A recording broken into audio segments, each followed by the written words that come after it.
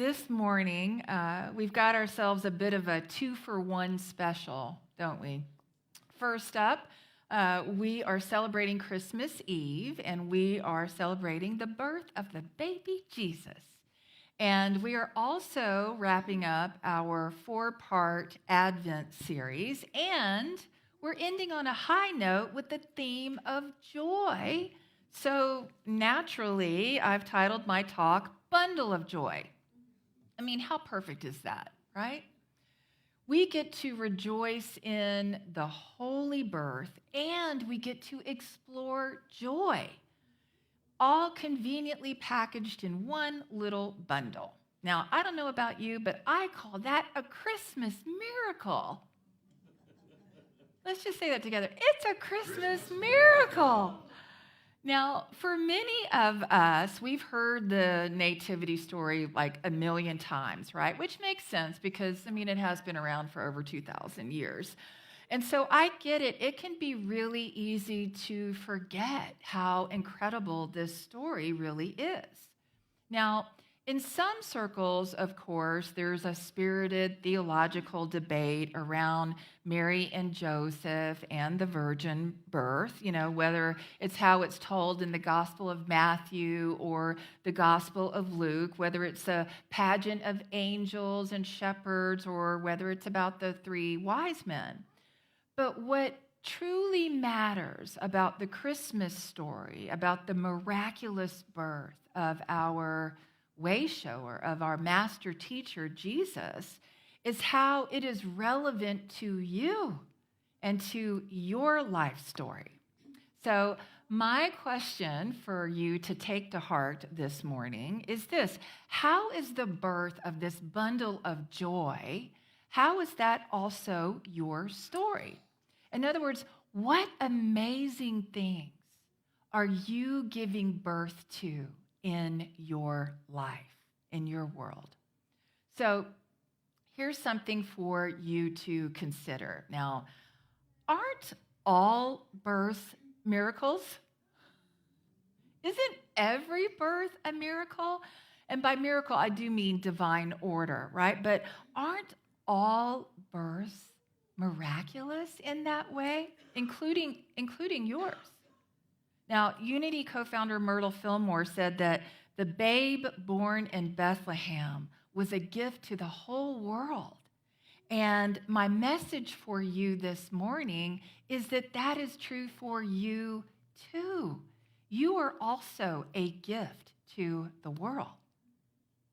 Now, you might find this interesting. I did a quick Google search, and I found out that according to the United Nations, about 385,000 babies are born every day around the world. That's like more than 140 million per year, which is more than 4 births every second. Now, I don't know about you, but that's pretty miraculous, right? Can I get an amen? Of course, there are countless stories of mothers and fathers, just like Joseph and Mary, who are facing unknown territory, who are facing uphill battles because their children are born in less than ideal situations. It could be on an airplane or in a subway or during a hurricane or even during wartime. So when you think about those news headlines every day, be it Ukraine or Gaza or Israel, there are babies being born while bombs are being dropped and airstrikes are going on. So there really are all kinds of extreme circumstances in which babies are born. And yet, regardless of where it happens, all parents have to practice putting their faith over their fear. Now, this is why Charles Fillmore, husband of Myrtle and the other co-founder of the Unity movement, he said this: our faith and our achievements will be a fulfillment of the promise of Jesus, who taught, the one who believes in me will also do the works that I do. In fact, they will do even greater. Now, I know. Sometimes we just wish Jesus had put like a little disclaimer on that, like, do not try this at home. But he didn't. He said, what I do, you can do, and greater. So just let that sink in. Now, this may not be a traditional Christmas message, but, maybe it ought to be, right? Because the really important thing to know is that regardless of whatever you may be going through right now, you absolutely can, just as Jesus promised, you can flip that fear switch right into faith and do great things. And this is how you give birth to your bundle of joy. Now, you definitely want to check in with yourself along the way and make sure that you are following your God guidance. Now, this reminds me of a story of a woman who lived up north. And at a very early age, she was taught that if she ever got lost in a snowstorm, to just wait for the snowplow to come along and then follow the snowplow to safety. So sure enough, one night during a snowstorm, she took an accidental detour and she got a little off track. So what did she do? She waited. And sure enough, before too long, a snowplow came rumbling along, and she followed it for 45 minutes. Well, finally, the driver of the snowplow stops, and he hops out, and he goes over, and he asks her, hey, is everything okay? Is there something I can help you with? And she said, oh, no. And then she explains to the man that she had grown up with this clever strategy that if she got lost in a snowstorm, to just wait, and a snowplow will come along. So the snowplow driver just nodded ever so politely. And then he says, well, all righty then. I'm done plowing the Target parking lot now. You want to follow me over to Walmart?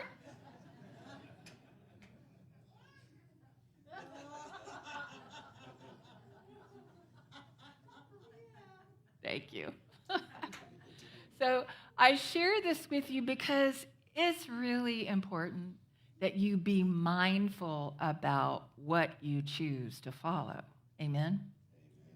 Okay, so I want to shift gears here for a few minutes, and I want to dive into the nativity story, the Christmas story, the Joseph and Mary story. And again, I know most of us are familiar with the basic plot points, right? So Mary and Joseph are engaged, but before they get married, Mary is visited by an angel from God whose name is Gabriel. And Gabriel tells Mary that she's going to have a baby. Major plot twist. And by the way, it's no ordinary baby. This little bundle of joy is a one-of-a-kind superstar. And the follow-up to that happens at Easter, so stay tuned in, right? But Mary was like, what? Wait a minute, what? I am a virgin. How is this going to happen? Now, I'm paraphrasing, of course, but eventually Mary says yes to this sacred mission. She did say yes. Now, Joseph, on the other hand, was a little bit harder to convince, but ultimately he too got on board with the baby on board. And so Mary and Joseph get married, and they are living their best life. When out of the blue, completely out of the blue, at the most inopportune moment, Caesar calls for a census. And that means that Joseph had to haul himself and his very, very, very pregnant wife, Mary, from Nazareth to Bethlehem. So, just imagine, if you will, 9 months preggers, right? And you got to travel 90 miles up some very mountainous terrain, riding on a donkey. Can't you just hear Mary you want me to ride what? Where?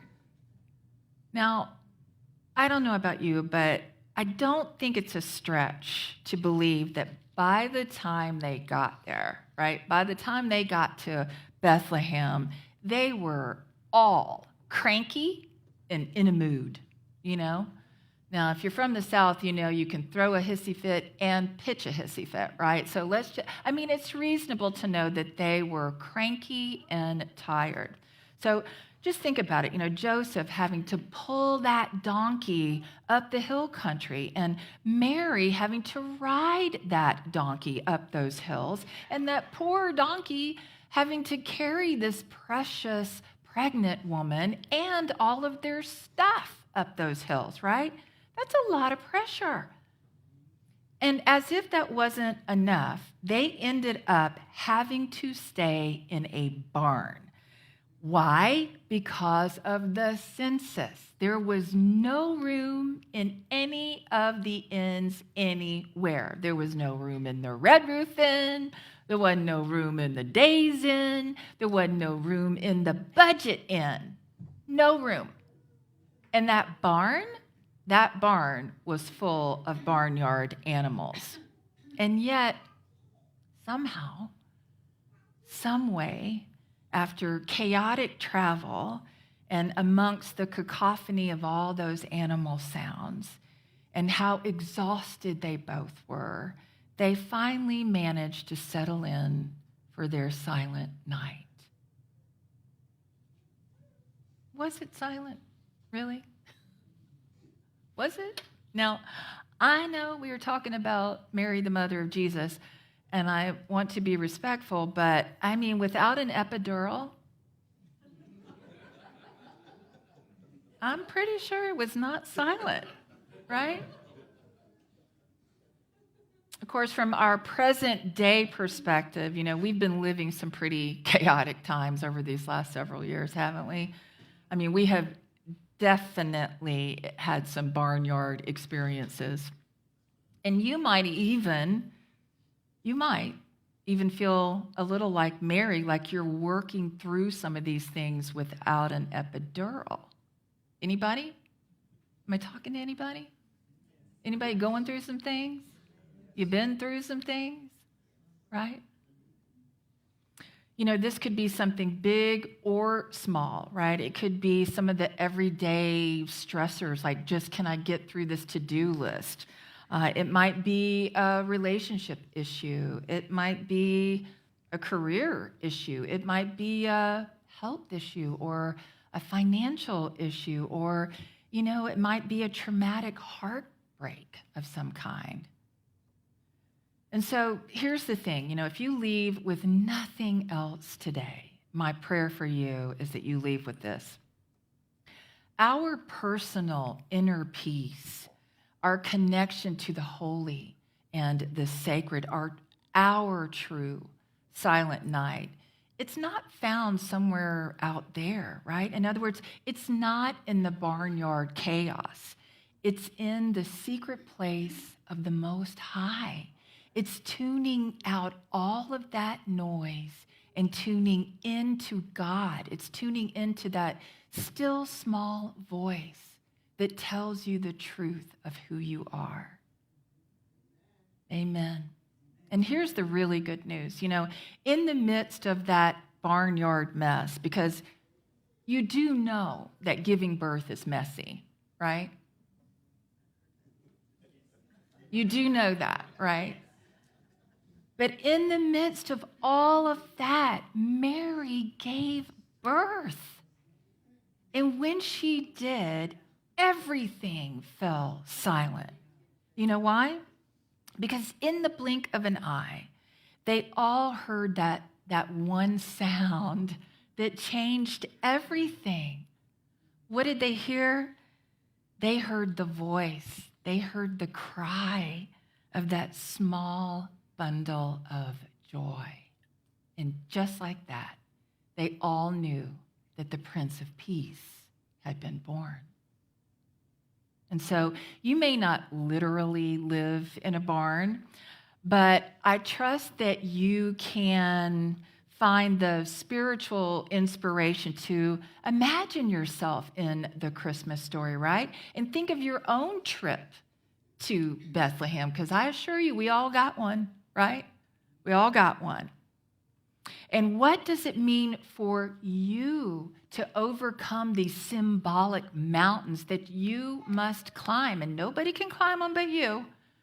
You got some symbolic mountains in your life that you must climb in order to give birth to something new, to something joyous, to something truly transformational.